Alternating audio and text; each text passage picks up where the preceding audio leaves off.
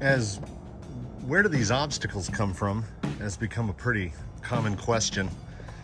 I thought I'd pause, slightly out of breath here, from what I'm doing, which is stacking what used to be a playground at some local school and was ripped out. Luckily, that gives me a nice uniformity in the thickness of the asphalt.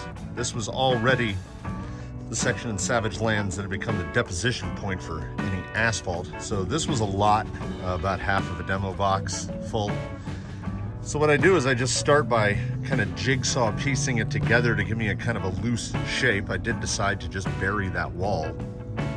Then once they're in place, they'll be a little shifty. So what I do is I just take dirt and I start shoveling it on top. This is the basic soft mix procedure. Shovel a bunch of dirt on top, then use the world's stiffest bristled broom, that Rubbermaid broom, which, as I've mentioned in another video, I don't know what it's actually for, but it's great for sweeping dirt into cracks. So what I do is I just move, I keep pulling with the broom, I keep pulling the dirt down, trying to fill all the gaps. And then once I've got it all down to the bottom, I scoop it up and I move back up to the top again and I keep going. Once I've got enough to fill it, we hit it with Mr. Mighty Nozzle here, which is like a fire hose. And that will flow everything down and in between the block. It's like right now,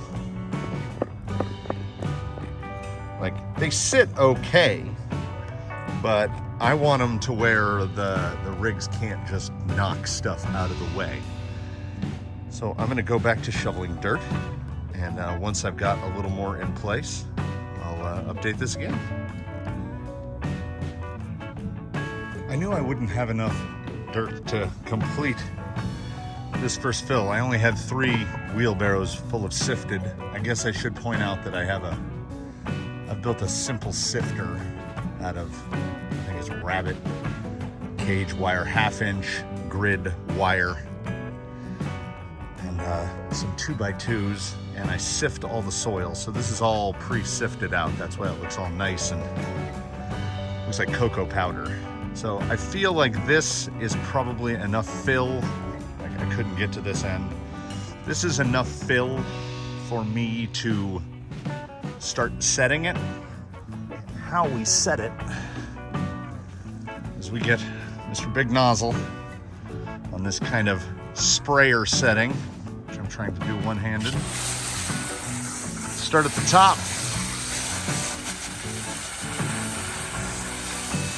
And a lot of it is going to run down, obviously. That's how gravity works here. So just start from the top. Just keep doing this. And then, as I mentioned, I'll get a lot of runoff.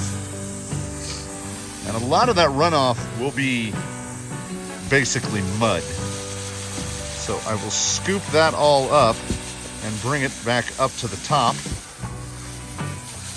As you can see, it's already starting to look like something. Dirt is a very handy building tool because it can be used both to make an obstacle easier, like if there's a lot of fill, that'll be easier, and if it gets too loose, it makes it harder.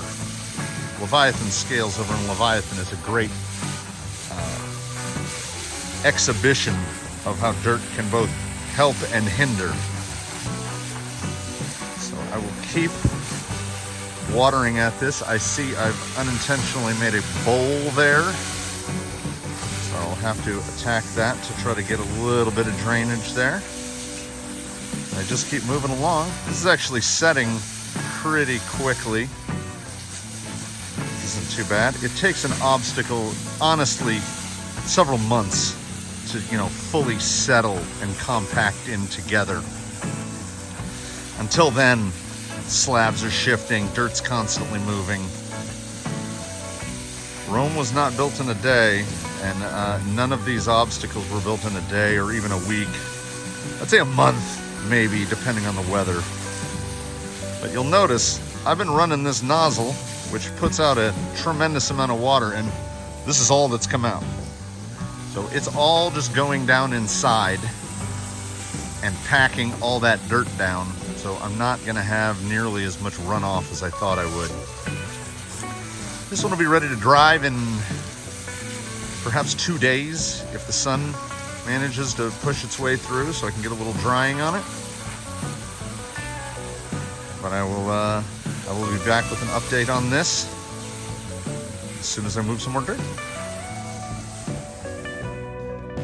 So that's how it'll sit here on the end of the first day of working on it. I try not to put more than a couple hours into any one of these at a time, otherwise, you know, it starts to feel like work. Far less water came out of it than I thought. I guess when I did the initial couple bottom layers, there must be a lot of gaps down there because I had almost no dirt runoff, and I broom all the water out so that there's not just one big puddle here that will take 3 days to go away. This will all be gone within an hour or two. But this is where they come from, and this one is already, and I can walk up it, and it's not too bad. Let's see if I can get down a lower angle so we can see what kind of vertical we're looking at. It's not enormous. I'd say top to bottom is probably close to 3 feet. It looks like it's got some pretty interesting lines at this point integrated into this sort of bowl feature, which is still all this needs setted, but I'm out of dirt for the day. I'm hoping this line is actually passable. We'll see. I mean, you know, sometimes things look difficult, and then when you get out here and run them, they're actually easy. And sometimes they look easy and they're impossible. So it'll be a matter of, you know, you better have a good approach angle or you're not even going to be able to breach up the front line to get up on here. There's a lot of material, and kind of happy with how it came out. It has a backside as well to climb up out of that trough. So this one should be pretty interesting once it's dried out. Sometimes I get the better of myself and I try to come at it on just like this, and the tires get loaded with mud, and then I'm not going anywhere. So not bad for a couple hours in the morning.